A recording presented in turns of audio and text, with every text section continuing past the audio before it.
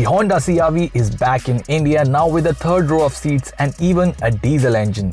It also gets new features and comes with the promise of delivering the CR-V's easy-to-use, fun-to-drive nature and reliability. But what is it doing differently to make you choose it over its rivals, and where could it have been better? All the answers coming your way. Thank you for joining us at CarDekho, where we help you buy the right car right now.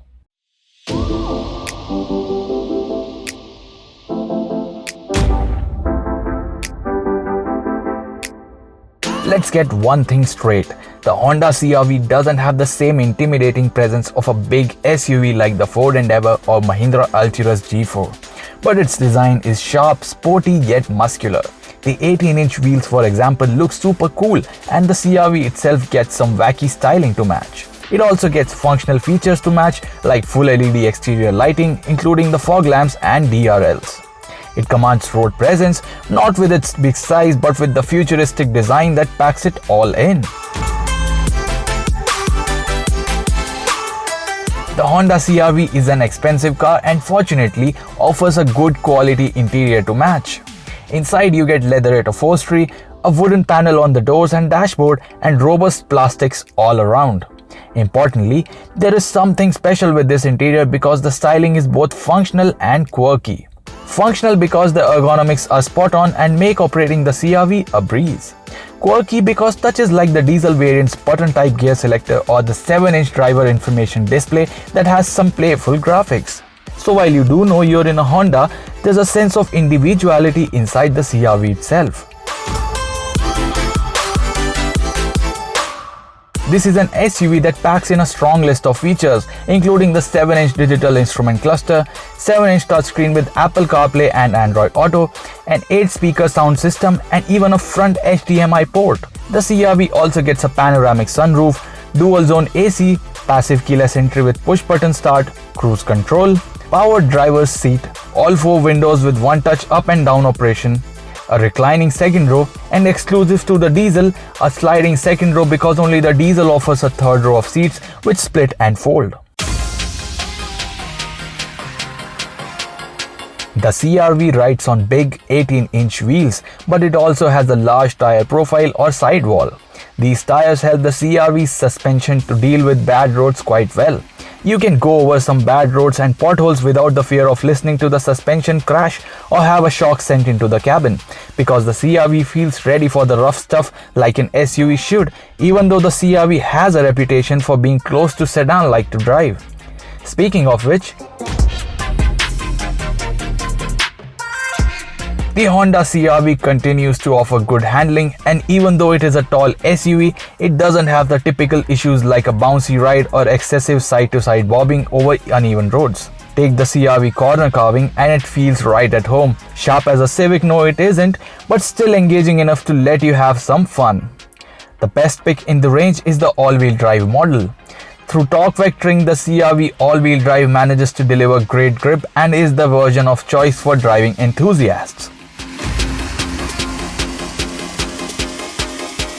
It's also an SUV that's well loaded with safety tech with 6 airbags, ABS with EBD, vehicle stability control, hill start assist, agile handling assist, and ISOFIX offered as standard. It even gets unique features like the LaneWatch camera that makes it easier to view traffic coming from the front passenger's side, and the walk-away lock that automatically locks the door and tailgate when you walk away from the CR-V after switching it off. So Honda has clearly given the CR-V a lot to make it a sweet deal, but has it done everything perfectly?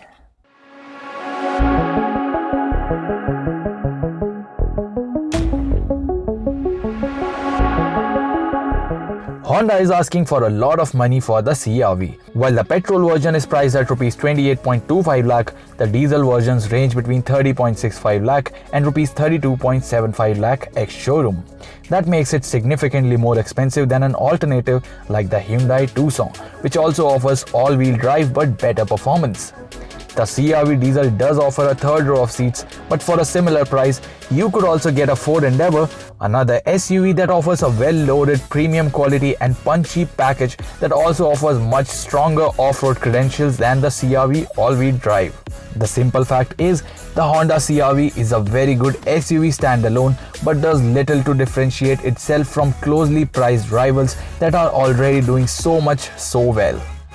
The Honda brand and CR-V name do enjoy a strong reputation, but outside of that, the value proposition here would have been much stronger if it was priced better.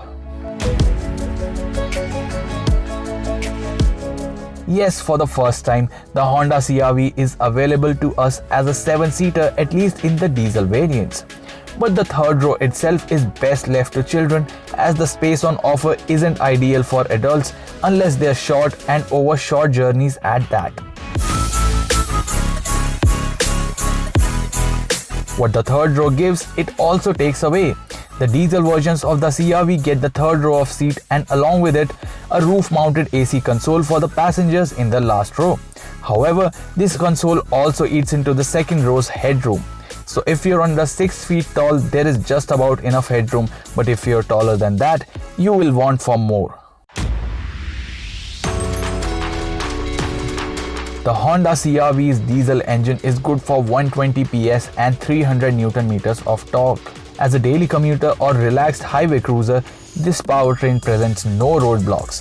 However, when you're paying big money for an SUV, you also expect the performance to give you that extra bit of punch when you want it.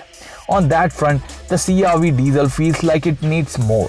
A more powerful tune would have complemented its good handling and also made it more desirable as a highway road tripper. The use case for the Honda CR-V is a rather specific one. If you hold the Honda badge in high regard, then this becomes a no-brainer. The CR-V is very well loaded, easy to use, reliable and makes for a very good daily drive. If your daily usage isn't too high and you don't see the need for the third row of seats, it's the Petrol CR-V that we'd recommend buying. It's a great daily commuter, offers stress-free driving and has the best second row experience. The diesel CR-V, particularly the all-wheel drive variant, is the best pick if you want a fun-to-drive SUV. The diesel CR-V also makes a strong case if you want an SUV with sedan-like ease of use that's also a very capable highway tourer. The 9-speed transmission makes intercity trips a relaxing affair. Additionally, if you want a package with great interior quality and street cred in an easy-to-manage body size and don't want a big ladder frame SUV that can be more challenging to use every day, the CR-V is the SUV for you. However, if you don't have the need for a third row of seats, the Hyundai Tucson doesn't feel like a compromise for the money you'd save versus the CR-V.